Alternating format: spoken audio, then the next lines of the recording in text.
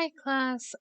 So this is my second attempt at making a video for you all, and I wanted to read off of what I typed out because I feel more comfortable reading aloud my ideas than just not following, written words.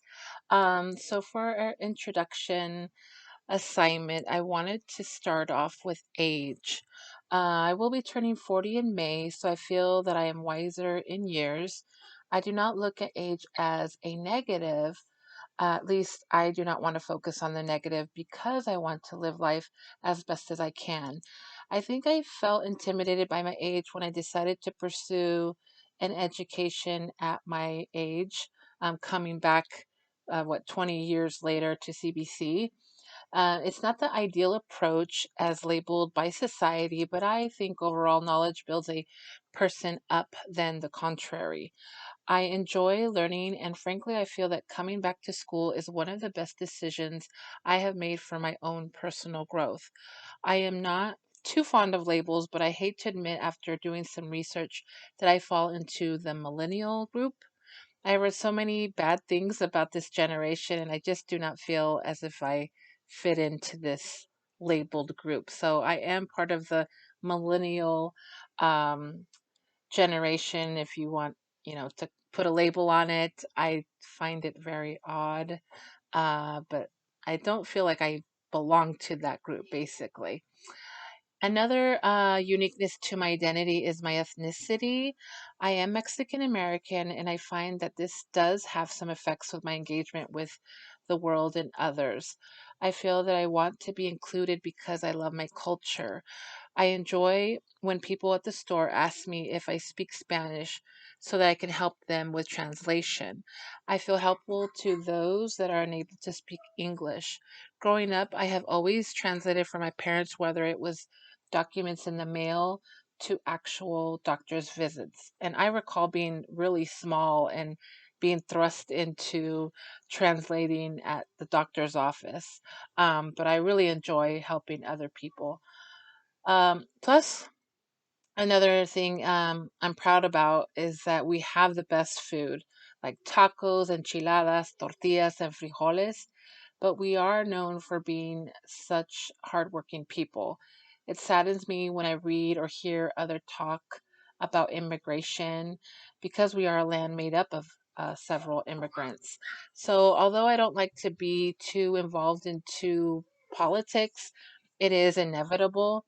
So I do hear or, see on the news things and like when people cross the border or like when people comment that, Mexicans are just drug dealers, stuff like that. I don't really like to hear about because I think we offer so much more as a culture.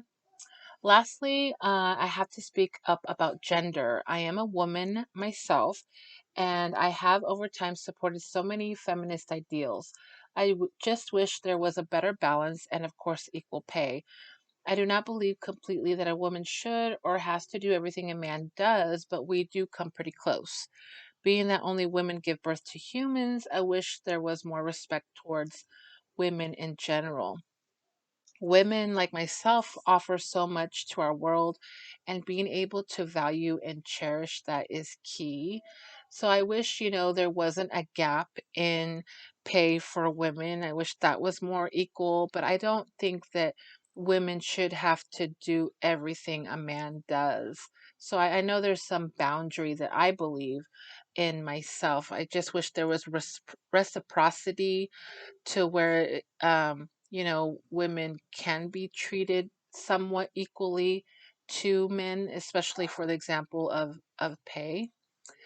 For the second part of our two benefits of promoting diversity in your current workplace or where you want to work. At my previous employer, I worked for DHS for Oregon, and that's the Department of Human Services. And I had the opportunity to attend a diversity conference in Salem, our capital. They offered several different workshops, and even our governor made a guest appearance, which I thought that was cool.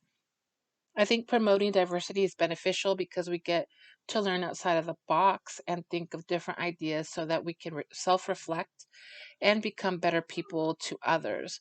I know I gained by going to this diversity conference and I was able to hear other people's stories. Another benefit besides all the learning and self reflection, I believe, is that diversity is reality. We are all made up of different backgrounds and beliefs, so why not engage? Our nation is not made up of just one ethnicity.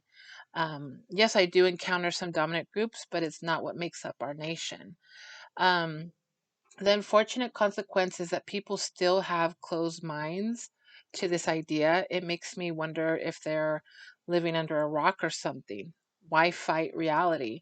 This is not favoritism here or ethnocentrism. I just do not understand why people would feel the opposite. And I do wonder, had I been a white person myself, would I have these types of views to think that diversity is not needed? I mean, we could learn so much from one another and other people's cultures.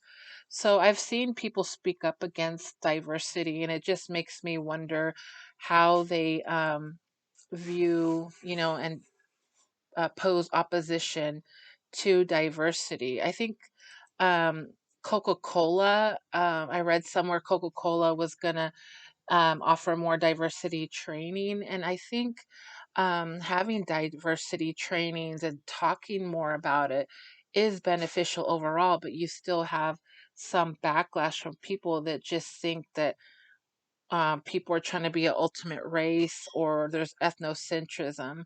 And that's not the case at all, because if you go outside, I mean, there's not just one dominant, I mean, there is one dominant race, if you want to say race, but um there's just a whole mix of different cultures.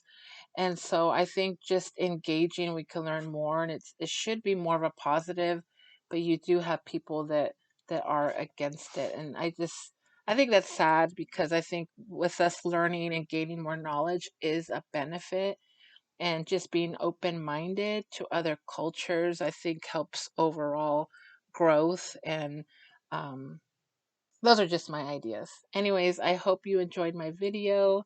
Thanks.